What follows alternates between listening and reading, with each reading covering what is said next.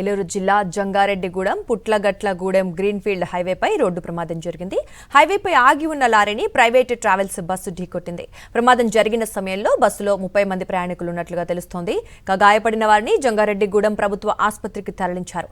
హైదరాబాద్ నుంచి కాకినాడకు వెళ్తుండగా ఈ ప్రమాదం జరిగింది.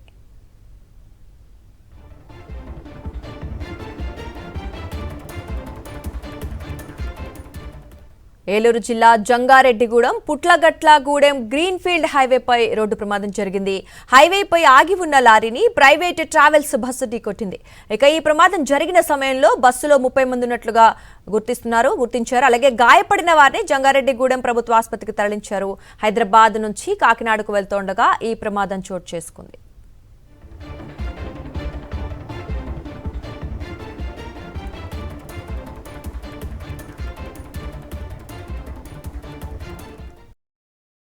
మరిన్ని అప్డేట్స్ కోసం ఛానల్ ను సబ్స్క్రైబ్ చేయండి. నోటిఫికేషన్స్ కోసం బెల్ ఐకాన్ పై క్లిక్ చేయండి.